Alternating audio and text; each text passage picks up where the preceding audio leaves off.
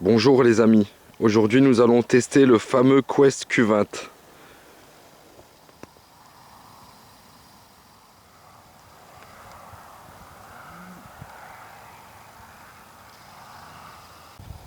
Je vais le tester avec vous pour la première fois.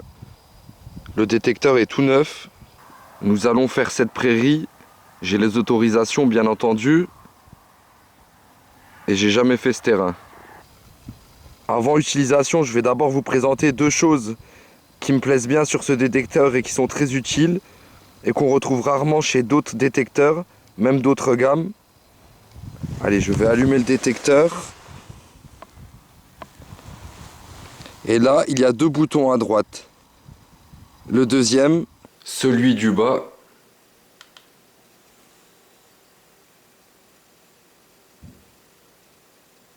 Ce qui est génial aussi, c'est le réglage volume qui se trouve sur le côté gauche, plus moins. Restez sur le bouton enfoncé pour diminuer ou augmenter le son.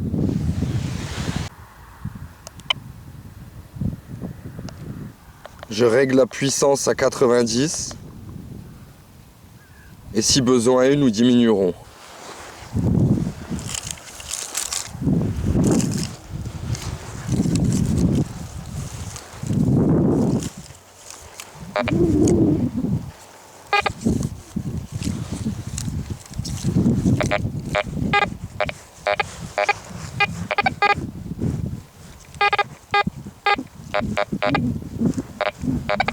Premier son, l'indice est instable. J'ai un son majoritairement ferreux, donc je ne le creuserai pas. Là, nous avons un son qui sonne entre conductivité ferreuse et conductivité moyenne. Bon, on va le creuser quand même pour découvrir ce détecteur. Je vais vous faire montrer le son. On va essayer le pinpoint.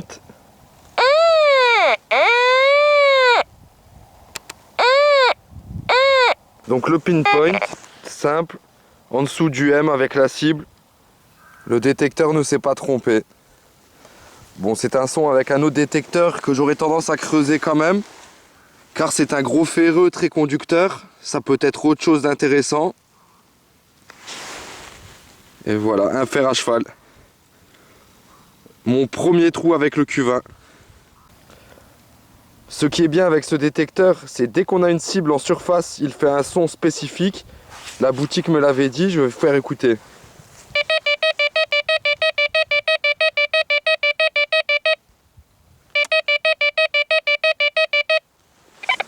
Nous allons vérifier. J'avais vérifié juste avant, j'avais levé.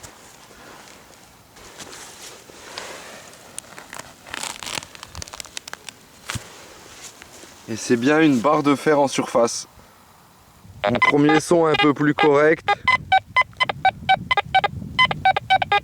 Bon, il n'est pas terrible quand même. Nous allons découvrir ensemble ce que c'est.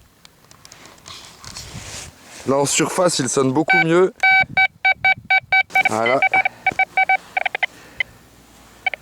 C'est quoi ça? Un morceau de... Ça a l'air bien vu, un morceau de... Un manche de couvert. En cuivre ou en bronze. Donc une cible intéressante à creuser. Mais j'hésitais quand même, je sais pas si mes réglages sont au point pour le premier essai.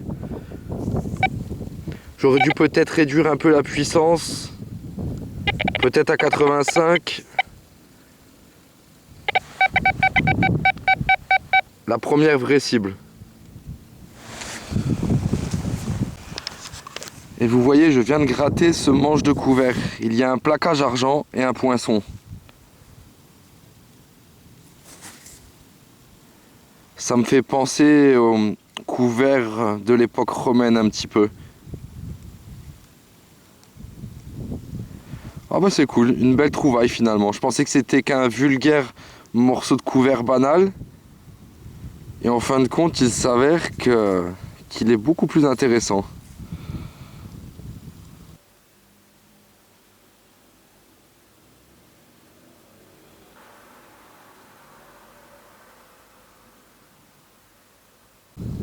Deuxième son intéressant, dans un trou de 20 cm,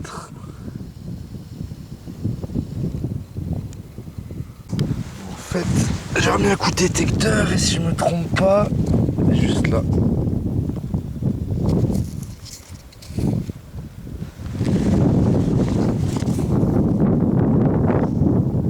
Un bout de cuivre, je pense. Il fait trop froid.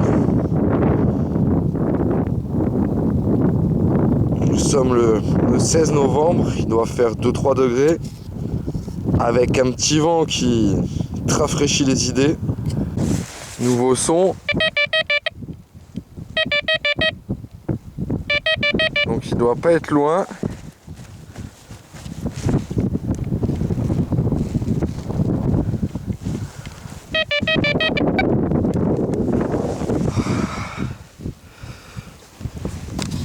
Affaireux. Bon, j'avais entendu que le son était moins bien quand même. J'ai dit je le creuse.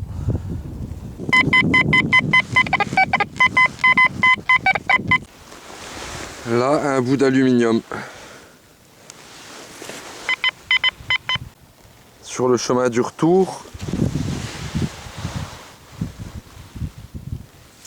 Ouais, cool, une monnaie, je pense. C'est quoi comme monnaie?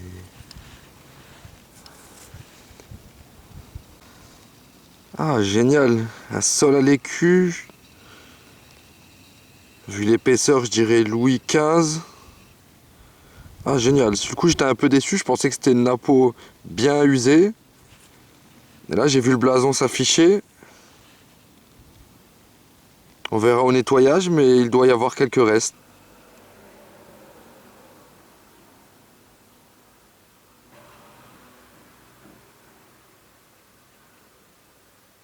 Ça fait plaisir. Première sortie avec ce détecteur.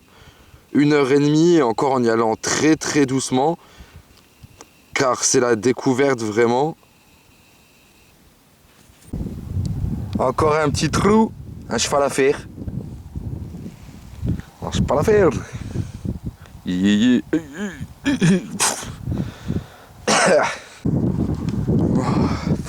Froid. Dernière cible, je pense.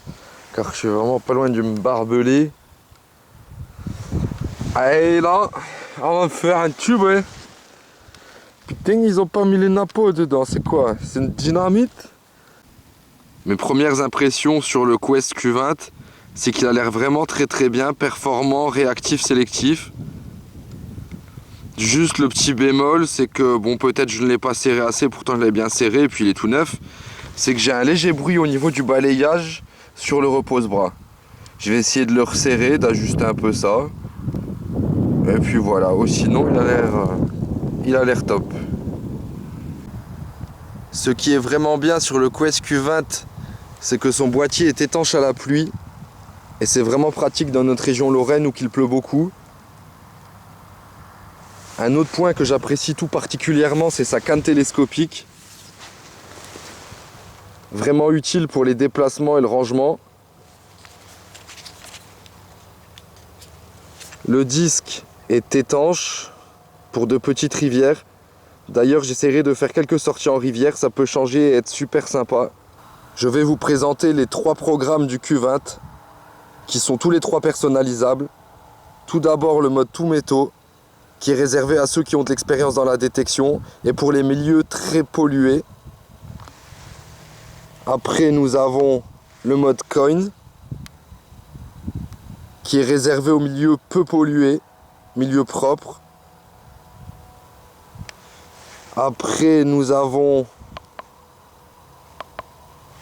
le mode Jerwelly, mode bijou, qui est pour les milieux pollués.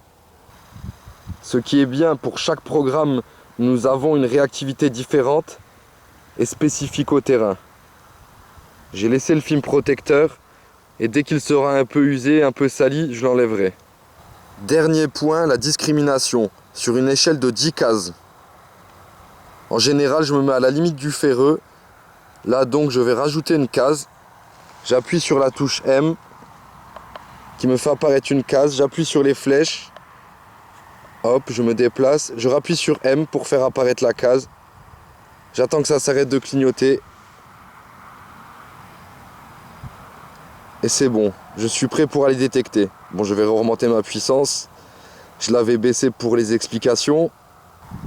Adieu les piles en 2019. Une batterie lithium, c'est vraiment très pratique aussi. Pour l'instant, je ne me préoccupe pas du réglage des effets de sol. Nous verrons par la suite. C'est parti pour la deuxième petite sortie avec le Quest Q20. Dans un trou de 25-30 cm.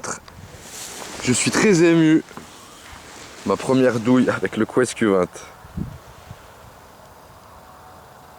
Elle sonnait bien, mais bon. Au pied d'arbre, dans un petit verger.